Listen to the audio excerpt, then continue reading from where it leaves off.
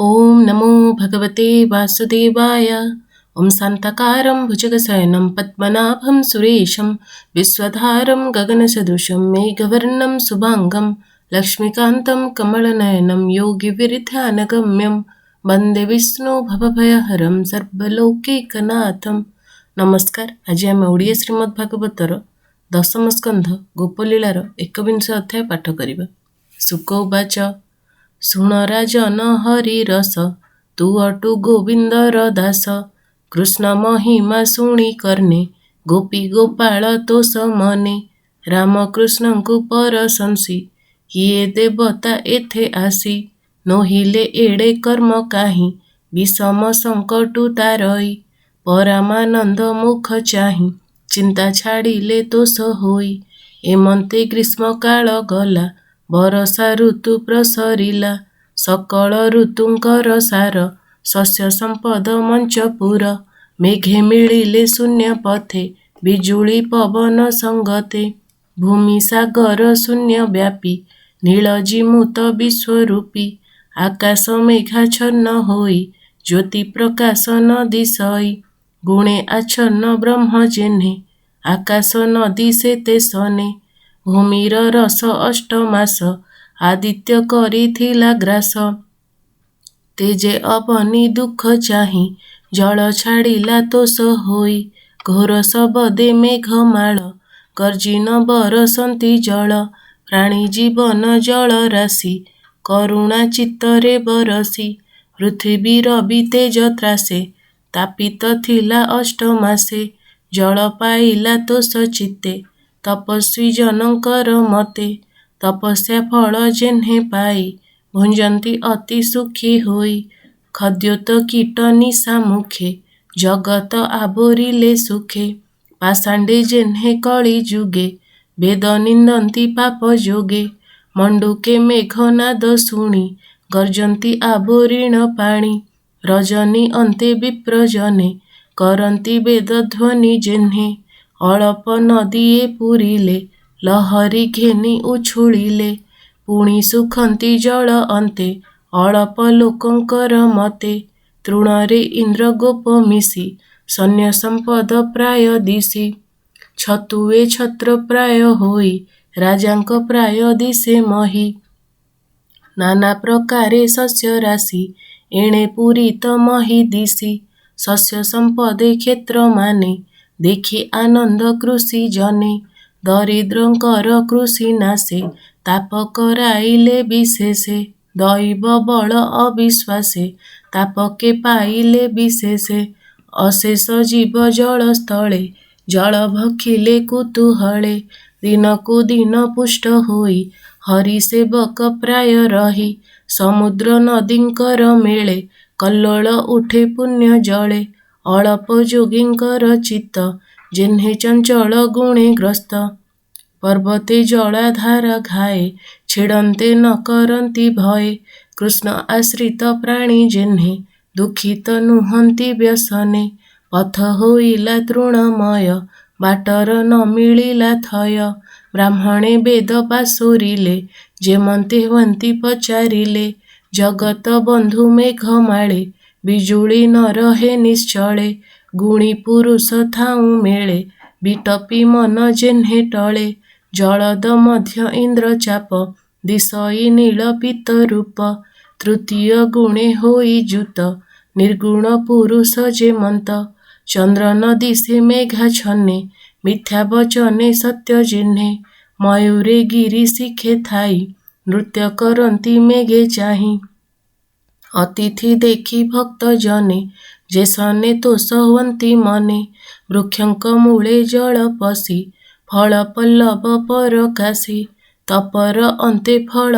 पाई तपस्वी जेन्हे तुष्ट होई जल कुक्कुट आदि हंस पंक कंटके कले बास दुख कसणे नर नारी जेसने गृहे बास करी जल प्रवाहे बंध भांगे जेन्हे पाषाण्डे वेद मार्गे पवन जोगे मेघ बढ़ी अमृत प्राय जल छाड़ी विप्रंक बोले मही पाळे जेन्हे दियंती दान काळे बरसा रसे बन भूई ଖର୍ଜୁର ଜମ୍ବୁମୟ ହୋଇ। ଗୋରୁ ଗୋପାଳ ସଙ୍ଗେ ଘେନି ବନେ ବିଜୟ ଭାଇ ବେନି। ଗାଈଏ ସ୍ତନ ଭର ହୋଇ କର୍ଦ୍ଦମେ ନ ପାରନ୍ତି ଯାଇ। କୃଷ୍ଣର ଡାକ ଶୁଣି କର୍ଣ୍ଣେ ନିକଟେ ମିଳିଲେ ବହନେ। କାନନେ ଯେତେ ଜୀବ ଥିଲେ ଗିରି କନ୍ଦରେ ଆଶ୍ରେ କଲେ। ସକଳ ବୃକ୍ଷେ ମଧୁସ୍ରବେ ବରଷା ଋତୁର ସ୍ୱଭାବେ। ଗାଈ ଚରାନ୍ତି ନନ୍ଦ ବାଳ ଭକ୍ଷନ୍ତି ଫଳ କନ୍ଦମୂଳ। ବସନ୍ତି ବୃକ୍ଷଙ୍କର ତଳେ ଦିନ ହରନ୍ତି କୁତୁହଳେ। ଦଧି ଅର୍ଣ୍ଣାଦି ଘରୁ ଆଣି ଜଳ ନିକଟେ ଚକ୍ର ପାଣି। ଗୋପାଳ ମେଳେ ବେନି ଭାଇ ଭୁଞ୍ଜନ୍ତି ଶିଳା ପରେ ଥୋଇ। କୋମଳ ଘାସେ ପଶୁ ଗଣେ ଚରନ୍ତି ମୁଦ୍ରିତ ଲୋଚନେ। ବରଷା ଦେଖି ବ୍ରହ୍ମ ରାଶି ନିଜ ମହିମା ପରଶଂସି। ବନେ ବୁଲନ୍ତି ନନ୍ଦ ବାଳ ପ୍ରବେଶ ଶରଦର କାଳ। ଶୁକଳ ମେଘ ଶୂନ୍ୟେ ଦିଶି ବିଷ୍ଣୁର ତେଜ ପରକାଶି। ଭୂମିରେ ଯେତେ ଜଳ ଥିଲା ଶରଦେ ନିର୍ମଳ ହୋଇଲା। ଭ୍ରଷ୍ଟ ଯୋଗୀଙ୍କ ଚିତ୍ତ ଯେହ୍ନେ ପୁଣି ନିର୍ମଳ ଯୋଗ ଧ୍ୟାନେ। ଶରଦ ଭୟେ ମେଘ ଗଲା ଆକାଶ ନିର୍ମଳ ଦିଶିଲା। ଭାଙ୍ଗିଲା ଜନ୍ତୁଙ୍କ ଗହଳ ଜଳୁ ହରିଲା ପଙ୍କମଳ। ହରି ଭକତି ବଳେ ଯେହ୍ନେ ପାତକ ନ ଲାଗଇ ମନେ। ସକଳ ଜଳ ଛାଡ଼ି ମେଘେ ଶୁଭ୍ର ଦିଶିଲେ ଶୂନ୍ୟ ମାର୍ଗେ। ସଂସାର ମୋହ ଛାଡ଼ି ଜନେ ଯେହ୍ନେ ଦିଶନ୍ତି ଯୋଗ ଧ୍ୟାନେ। ପର୍ବତେ ଯେତେ ଜଳ ଥିଲା ସଞ୍ଚରି ଭୂମିରେ ପଡ଼ିଲା। ଉତ୍ତମ ଶିଷ୍ୟେ ତୋଷ ହୋଇ ଗୁରୁ ଯେ ସନେ ଜ୍ଞାନ ଦେଇ। ଅଳପ ଜଳେ ଜନ୍ତୁ ଥାଇ ରବି କିରଣେ ଭୟ ପାଇ। ଜୀବନ ଦିନୁ ଦିନ କ୍ଷୀଣ ଦରିଦ୍ର କୁଟୁମ୍ବ ଯେ ସନ। ଗଭୀର ଜଳେ ମୀନ ଥିଲେ ରବି କିରଣ ନ ଜାଣିଲେ। ଜଳେ ରମନ୍ତି ତୋଷ ଚିତ୍ତେ ଅଜ୍ଞାନୀ ଜନଙ୍କର ମତେ। ଭୂମିରେ ପଙ୍କ ଧୀରେ ଧୀରେ ଶୁଖିଲେ ଶରଦ ଶିଶିରେ। ଯେ ସନେ ଯୋଗ ଲୟ ପାଇ ଅଜ୍ଞାନ ଭାବ କ୍ଷୟ ଯାଇ। ଶରଦ ଋତୁ ଗୁଣ ଭେଦି ନିଶ୍ଚଳ ହୋଇଲା ବାରିଧି। ବେଦ ବେଦାନ୍ତେ ପାଇ ତତ୍ତ୍ୱ ଯେ ସନେ ଜ୍ଞାନୀଙ୍କର ଚିତ୍ତ। କୃଷକେ ମିଳି ଧାନ୍ୟ କ୍ଷେତ୍ରେ ଜଳ ବାନ୍ଧିଲେ ଦୃଢ଼ ମତେ। ଯୋଗୀଏ ପବନର ବଳେ ଇନ୍ଦ୍ରୀ ରୁନ୍ଧନ୍ତି ଯେହ୍ନେ କାଳେ। ଶରଦ ରବି ତେଜ ଲାଗି ଜନ୍ତୁଏ ହୁନ୍ତି ଦୁଃଖ ଭାଗି। ରଜନୀ ନାଥ ତାହା ହରି ଯେହ୍ନେ ଗୋବିନ୍ଦ ବ୍ରଜ ନାରୀ। ନିର୍ମଳ ଦିଶେ ଶୂନ୍ୟ ପଥ ଗ୍ରହ ନକ୍ଷତ୍ର ନିଶିନାଥ। ଶବଦ ବ୍ରହ୍ମ ଜାଣି ଯେହ୍ନେ ସାଧୁ ପୁରୁଷଙ୍କର ମନେ। ନକ୍ଷତ୍ର ଗଣ ମଧ୍ୟେ ଶଶୀ ଅଖଣ୍ଡ ମଣ୍ଡଳ ପ୍ରକାଶୀ। ଯାଦବ ଭୋଜ ବଂଶ ମଧ୍ୟେ ଗୋବିନ୍ଦ ଯେ ସନେ ଆନନ୍ଦେ। ଚନ୍ଦ୍ର କୁମୁଦ ଜଳ ରାଶି ପବନ ପ୍ରସରନ୍ତେ ନିଶି। ଗାଈ ହରିଣୀ ପକ୍ଷୀ ନାରୀ ଶରଦ ଋତୁ ମଧ୍ୟେ ଚାରି।